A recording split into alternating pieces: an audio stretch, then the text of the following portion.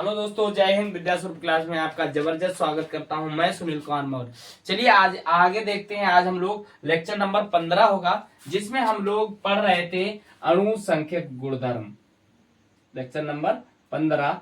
अब देखें, थोड़ा रिवाइज कर लेते हैं, वापस पीछे को जाते हैं, जिससे चीजें एकदम क्लियर हो जाएंगी। ठीक है, अणु संख्यक गुणधर्म क्या था? तो हम लोगों ने पढ़ा था, मतलब अणु संख्यक गुणधर्म। अणु संख्यक गुणधर्म के बारे में हम लोगों ने क्या क्या चीजें देखी थी। अणु संख्यक गुणधर्म जो था, मतलब किसी विलयन में उपस्थित, जैसे मान लो हमारे पास ये है, मान लो ये हमारे पास एक पात्र था, तो अणु संख्यक के बारे में ज्ञात करते हैं। ये है, छोटा सा पात्र बनाते हैं, ये पात्र है। ठीक है, इस पात्र में क्या था? तो ये पात्र है हमारे पास, ये क्या है हमारे पास? पात्र है। थोड़ा रिवाइज कर लेते हैं, जिससे चीजें एकदम मतलब अच्छे से क्लियर हो जाएंगी। ये पात्र था हमारे पास। इस पात्र में हमने क्या दिया था?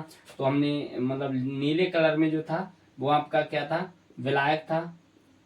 नीले कलर में क्या था? विलायक था। ये नीले कलर में जो था विलायक, ठीक है, विलायक थे। ये नीले कलर में विलायक थे, ये विलायक थे आपके।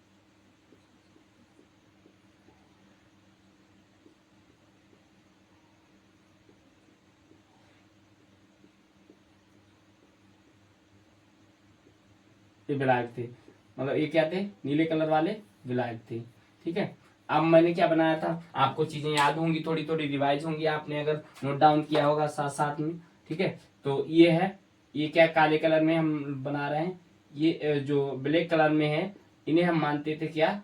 इन्हें मानते थे हम विले। क्या मानते थे? विले। मतलब ये क्या थे? विले थे। ठीक है, अब पूरा क्या बन जाएगा? पूरा क्या बन रहा था? बिलियन। क्या बन रहा था? बिलियन। ठीक, तो ये सारी चीजें आप देखो, जानो, समझो। अणु संख्यक का मतलब क्या था? मतलब विलेय पदार्थ के जो कण थे वो अणु संख्यक गुणधर्म थे।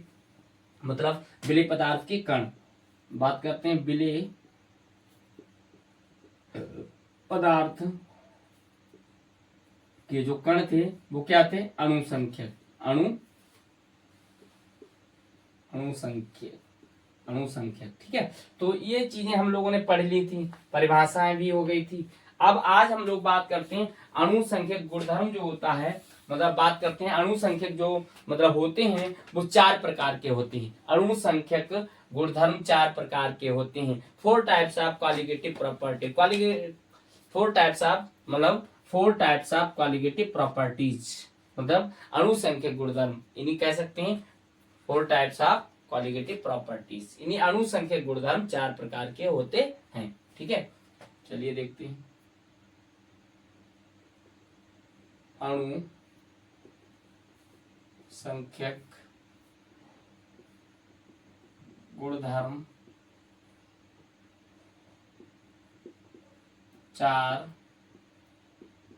प्रकार, अणु संख्यक गुणधर्म 4 प्रकार के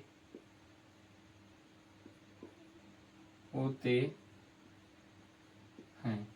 तो कौन कौन से 4 प्रकार के होते हैं? तो हम बात करते हैं नंबर 1, वाष्प दाब का आपेक्षिक अवनमन। बात करते हैं वाष्प दाब का आपेक्षिक अवनमन। वाष्प दाब का आपेक्षिक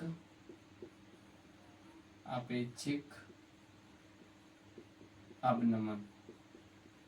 आपेक्षिक अवनमन। अगला है क्वथनांक में उन्नयन। नंबर 2 की बात करेंगे, क्वथनांक में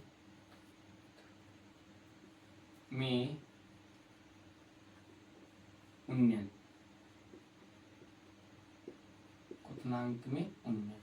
नंबर 3 की बात करते हैं हिमांक में अवनमन। हिमांक में अवनमन। हिमांक में अवनमन। और नंबर 4 की बात करते हैं तो परासरण। परासरण दाब। परासरण दाब। ठीक है, तो ये 4 प्रकार के, वाष्प दाब का अपेक्षिक अवनमन, क्वथनांक में उन्नयन, हिमांक में अवनमन, परासरण दाब। ये चारों चीजों को आप थोड़ा थोड़ा समझ लेते हैं। मतलब अवनमन शब्द का मतलब समझ लो, उन्नयन का मतलब समझ लो, अवनमन का मतलब समझ लो, अवनमन का मतलब समझना ही है, उन्नयन का मतलब समझ लो और दाब का मतलब समझ लो। तो देखो यहाँ पर अगर हम बात करें, थोड़े इन शब्दों को एक्सप्लेन करेंगे हम। करना क्या है, जैसे मान लो हमारे पास कोई अवनमन शब्द दे रखा है। अवनमन का मतलब होता है मतलब गिरावट। अवनमन का मतलब होता है गिरावट, ठीक है। मतलब बात करते हैं, या हम कह सकते हैं कमी। अवनमन, अवनमन का मतलब होता है गिरावट, गिरावट। या बात कर सकते हैं, बात में लिख सकते हैं कमी भी लिख सकते हैं, कमी। या मतलब नीचे गिरना, मतलब इसको नीचे गिरना भी कह सकते हैं, नीचे गिरना, गिरना, ठीक है। तो ये अवनमन का मतलब होता है। अच्छा, यहाँ पर उन्नयन का मतलब भी निकालते हैं। उन्नयन का मतलब होता है ऊपर उठना, मतलब ऊपर उठना, ऊपर उठना, ऊपर उठना। या मतलब क्या नाम, गिरावट, ऊपर उठना भी कह सकते हैं। या ग्राफ का ऊपर उठना ये भी कह सकते हैं। या मतलब वृद्धि कर सकते हैं, वृद्धि, वृद्धि भी कह सकते हैं, वृद्धि भी कह सकते हैं, ठीक है। या मतलब हम कह सकते हैं मतलब कंपोनेंट में अधिकता, अधिकता भी कह सकते हैं इसको हम, अधिकता, अधिकता, अधिकता भी कह सकते हैं। मतलब तो अवनमन और उन्नयन ये शब्द आप समझ ही गए होंगे। अब देखो, आप एक शब्द और बचा है यहाँ पर, हम बात करते हैं परासरण। तो इसके बारे में भी जानना है, परासरण क्या है तो जानते हैं परासरण। चलिए यहाँ पर देखते हैं परासरण, यहीं पर देख लेते हैं। मतलब यहाँ पर चलिए यहाँ पर देखते हैं इसको, परासरण। थोड़ा इसको इधर करते हैं जिससे चीजें क्लियर हो जाएंगी, ठीक है। परासरण,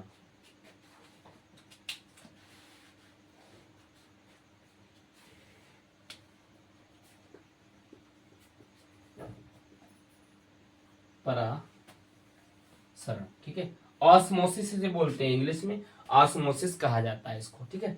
आप देखो परासरण का मतलब होता है, मतलब परासरण का मतलब होता है मतलब किसी पदार्थ में मतलब कोई चीज विसरण होना, यानी घुलना। परासरण का मतलब होता है घुलना। अगर हम बात करें परासरण, परासरण का मतलब होता है मतलब विलय और विलायक में जो अर्ध पारगम्य झिल्ली होती है उसके द्वारा आदान प्रदान हम कह सकते हैं। जैसे देखो आदान प्रदान की बात करते हैं, जैसे हमारे पास अगर बात करें किशमिश की बात करते हैं, तो किशमिश आप लोगों ने सुना, किशमिश को आप जल में डालोगे तो किशमिश क्या होगा, फूल जाएगा। तो वहां पर परासरण प्रक्रिया होती है, मतलब जल के अणु उसमें जा जाकर उसके मतलब वृद्धि कर देते हैं, मतलब उसका आकार बढ़ा देते हैं। तो वहां पर परासरण क्रिया हो रही है, मतलब आदान प्रदान हो रहा है। परासरण मतलब आदान प्रदान, ठीक है, आदान प्रदान,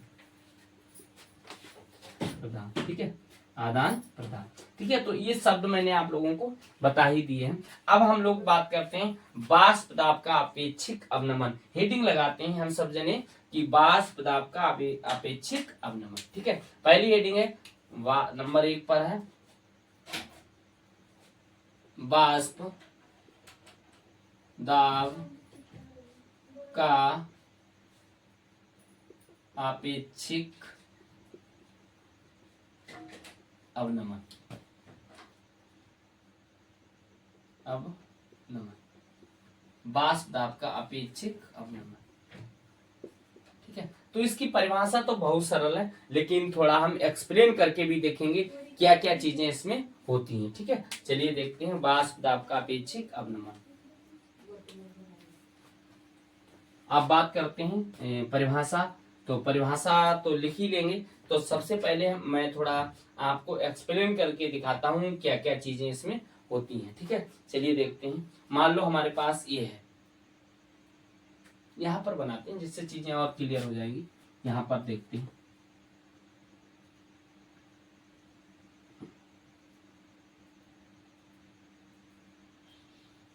इसको थोड़ा इधर बनाते हैं।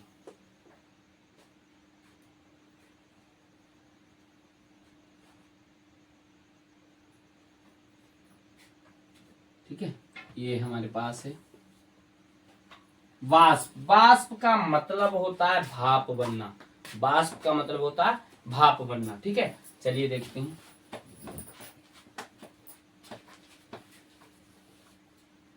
ठीक है, अब देखो, ये मान लो हमारे पास ये है, मतलब विलायक है। इसमें क्या है? विलायक। बात करेंगे विलायक। विलायक का मतलब हो जाएगा तो जल ही होगा, आप तो समझिए होंगे। विलायक, ये क्या है? विलायक। ठीक है, अब ये क्या बन रहा है? वाष्प बन रहा है। क्या बन रहा है? वाष्प मतलब भाप। भाप बन रहा है। ठीक है, भाप बन रहा है। शुद्ध विलायक हम कह सकते हैं, शुद्ध विलायक। इसको क्या नाम दे सकते हैं हम? शुद्ध वाष्पशील द्रव, इसको नाम दे सकते हैं शुद्ध शुद्ध वाष्पशील द्रव।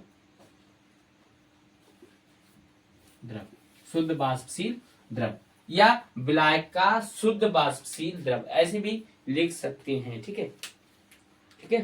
तो चलिए देखते हैं। मान लो ये हमारे पास, आप देखो, आप समझो पहले ये क्या, मतलब हम इसको नीले ही कलर से, मतलब नीले मार्कर से ही दर्शाते हैं। चलिए देखते हैं। ये है, ठीक है, ये हमारे पास शुद्ध विलायक है। मान लो ये शुद्ध विलायक है। ठीक है,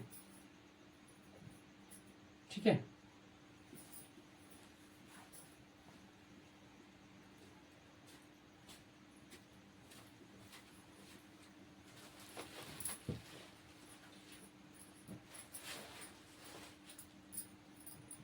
ठीक है, ये शुद्ध विलायक है हमारा।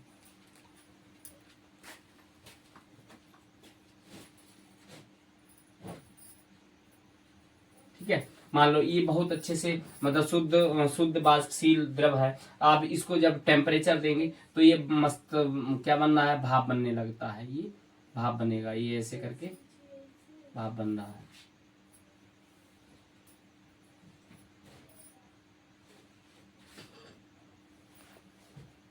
ये क्या बन रहा है? भाप।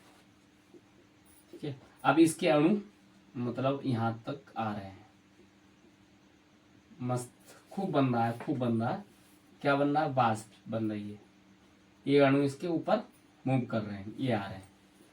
ठीक है, अब ये इसके ऊपर दाब लग रहा है। अब कब तक भाप बनेगा? जब तक इक्विलिब्रियम में नहीं हो जाएगा। मतलब इस पर दाब लगेगा, तो दाब जब लगेगा, ऊपर से वायुमंडलीय दाब लगेगा, तो ये मतलब जो भाप बन रहे जो कण होंगे वो सीधे मतलब इसके इसमें भी गति करने लगे। इन दोनों की अवस्था क्या हो जाएगी? समान हो जाएगी। क्या हो जाएगी? ऐसे करके समान गति करने लगेंगे, नीचे की तरफ मूव करेंगे वो, ऐसे ऐसे करके भी मूव करने लगेंगे। ठीक है, तो ये खूब अच्छे से भाप बन रहा है, खूब मस्त चल रहा है। ठीक है, हुआ क्या, मतलब ये हमारे पास पात्र है। हुआ क्या? पात्र है। ये क्या है? पात्र है। ठीक है, शुद्ध विलायक मतलब अगर हम बात करें पी नॉट, इसका बात करते हैं पी पी नॉट, मतलब पी नॉट, मतलब इसको लिख सकते हैं पी नॉट, यानी शुद्ध वाष्पशील द्रव, शुद्ध वाष्पशील विलायक, शुद्ध शुद्ध वाष्पशील विलायक, विलायक का वाष्प दाब। ठीक है, ये खूब मस्त भाप बनने लगी, अच्छे से काम चल रहा था। हुआ क्या, मतलब अब हुआ ये, जैसे मान लो हमने ये लिया इधर। ठीक है,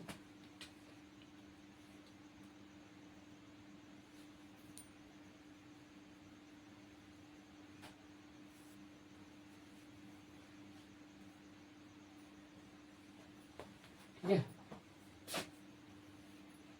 ये हुआ। ठीक है, अब इसमें क्या क्या चीजें थी, मतलब ठीक है, अब इसमें क्या था, तो हमारे पास ये जो नीले कलर में है, ये हमने कर दिया। नीले कलर में है जो, वो क्या रहेंगे? आपके विलायक रहेंगे।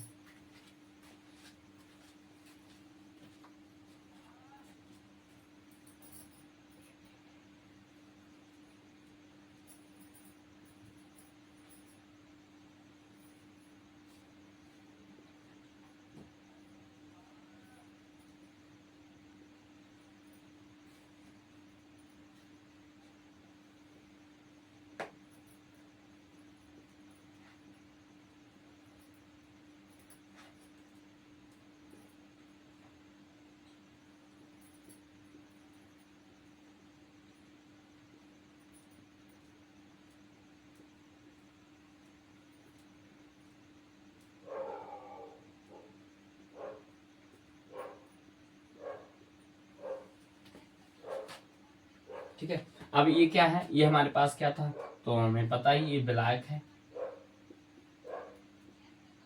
विलायक है।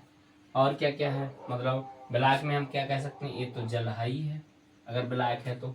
अब ये क्या मतलब, ये मतलब क्या बन रहे थे, बाष्प, ये हम कह सकते हैं शुद्ध बाष्पशील द्रव है, ये शुद्ध शुद्ध बाष्पशील विलायक है, ठीक है, विलायक है। क्या बन रहा है, चलिए देखते हैं। बन तो वही चीजें रही थी, ठीक है, मतलब ये ऊपर की तरफ मूव कर रहा था, भाप बन रही थी, अच्छे से खूब बन रही थी भाप, ऐसे करके भाप बन रही थी।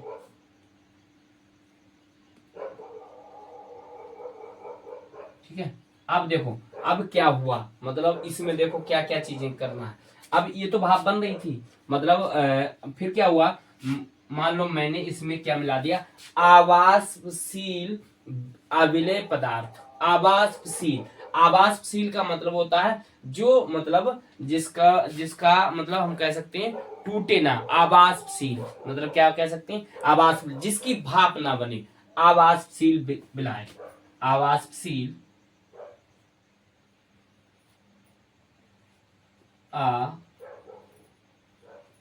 वाष्पशील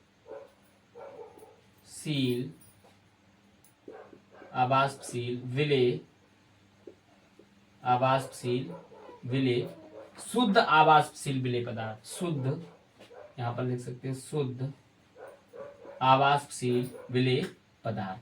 शुद्ध आवाष्पशील, आवाष्पशील का मतलब होता है जिसकी भाप ना बन सके, जिसकी क्या ना बन सके, भाप ना बन सके, जिसकी भाप ना बन सके, ठीक है, उसे हम कहते हैं आवाष्पशील, मतलब शुद्ध आवाष्पशील विलेय पदार्थ। ठीक है, तो क्या हो रहा था, चलिए देखते हैं।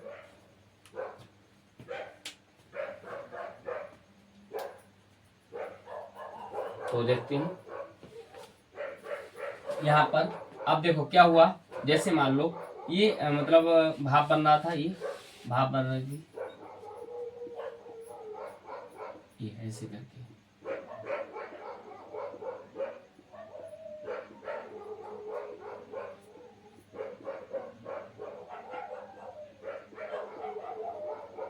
अब मैंने क्या मिलाया इसमें, मतलब आवासशील विलेय पदार्थ मिलाया, तो इसमें क्या आने लगी, तो आवासशील विलेय पदार्थ मिलाया तो इसमें क्या आने लगी, कमी आने लगी, क्या आने लगी, कमी आने लगी, ऐसे करके, मतलब जो नीले कलर में रेड कलर में बनाया हमने, वो हमने मिलाया इसमें आवासशील शुद्ध आवासशील विलेय पदार्थ। तो ये ठोस होगा, क्या होगा, ठोस होगा। जब वो ठोस होगा तो वो क्या करेगा, मतलब इसमें जो भाप बन रही थी, शुद्ध वाष्पशील विलायक जो थे उसमें भाप बन रही थी, अब उसमें क्या आने लगी, तो उसमें कमी आने लगी, क्या आने लगी, कमी आने लगी, मतलब ठोस पदार्थ था, ठोस मतलब ये कह सकते हैं ठोस, ठोस आवासशील, ठोस विलेय पदार्थ, विलेय पदार्थ,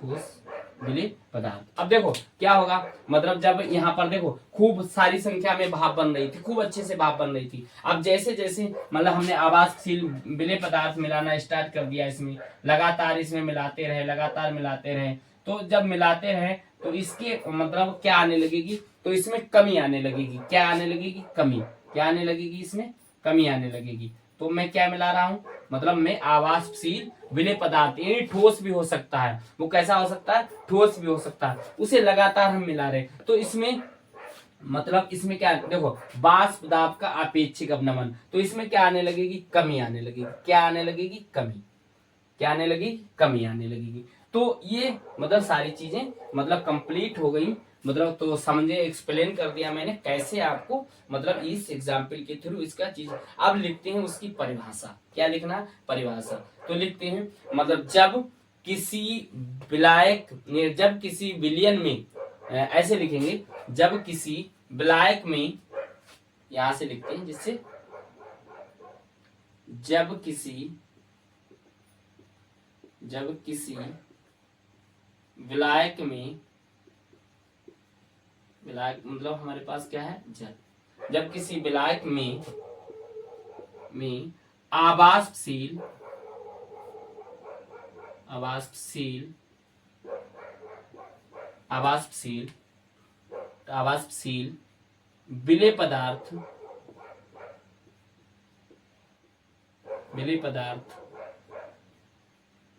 मिलाया जाता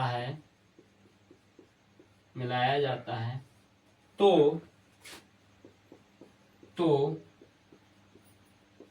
उसके आवासशील अविलेय पदार्थ भी लिख सकते हैं। आवासशील अविलेय पदार्थ, हिंदी ना बोलने वाला, आवासशील। यहां से तिरछा हो गया, इसको ऊपर लिखते हैं।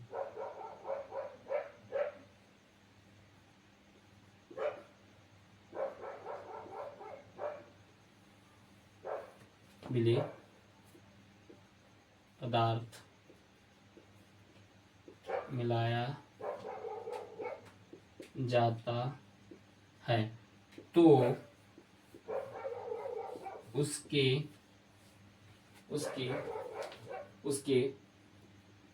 वाष्प दाब में कमी होती है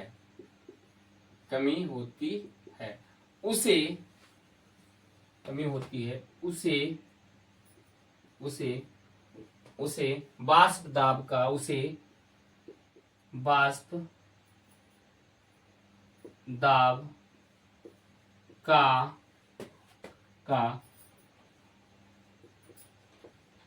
अपेक्षिक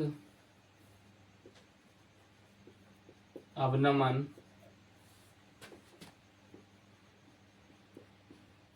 कहते हैं। उसे वाष्प दाब का अपेक्षिक अवनमन कहते हैं। तो ऐसे भी लिख सकते हैं, मतलब जब किसी मतलब विलायक में आवासशील ठोस पदार्थ मिलाया जाता है, ऐसे भी लिख सकते हैं। जब किसी, इसकी परिभाषा दूसरी भी लिख सकते हैं, मतलब यहां से लिख सकते हैं, जब किसी विलायक में आवासशील ठोस पदार्थ मिलाया, आवासशील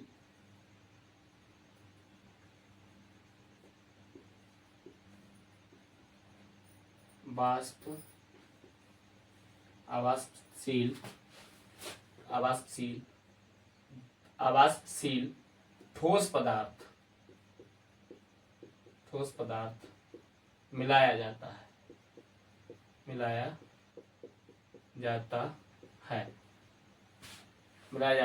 उसके विलयन में मिलाया जाता है, उसके विलयन में जो कमी होती है उसे वाष्प दाब का अपेक्षिक अवनमन कहते हैं। ठीक है, क्या कहते हैं उसे? अपेक्षिक अवनमन कहते हैं। आई होप, आशा करते हैं आप लोगों ने चीजों को समझा होगा, साथ साथ नोट डाउन किया होगा, अच्छे से रिवाइज किया होगा, और मतलब इसको आप नोट डाउन जरूर करें, चीजों को समझे जरूर। अब चीजों को अगर आप समझेंगे तो आपके मतलब एकदम उसको क्लियर कर पाएंगे, नहीं तो आप देखो देख लेंगे छोड़ देंगे, इसका तो कोई मतलब ही नहीं रह जाएगा। आप चीजों को साथ साथ नोट डाउन करेंगे, अच्छे से उसे सेल्फ स्टडी करेंगे, बार बार समझेंगे तो चीजें एकदम क्लियर हो जाएंगी। कि देखो किसी चीज को पढ़ने से ही चीजें आपको आ सकती हैं। आपने सोचा कि मैं इकट्ठा पढ़ लूंगा या जब बोर्ड एग्जाम आएगा तो 2 महीने, तो ये तो एक बहाना होता है, कहते हैं पढ़ लेंगे। ये पढ़ने का मतलब ये होता है कि आपने मतलब क्योंकि सिलेबस अधिक होता है तो क्रम बाय क्रम चीजें आपको पाठ्यक्रम के अनुसार ही पढ़ाई मतलब करनी होती है। अगर पाठ्यक्रम के अनुसार अगर पढ़ाई नहीं करोगे, समय से पढ़ाई नहीं करोगे तो समय चला जाएगा और किताबें आपकी रखी की रखी रह जाएंगी। ठीक है, तो आशा करते हैं आप लोगों ने इन चीजों को समझा होगा, अच्छे से मतलब सेल्फ स्टडी करेंगे, रिवाइज करेंगे और चीजों को समझेंगे। फिर मिलते हैं अगली वीडियो में। जय हिंद, बाय बाय।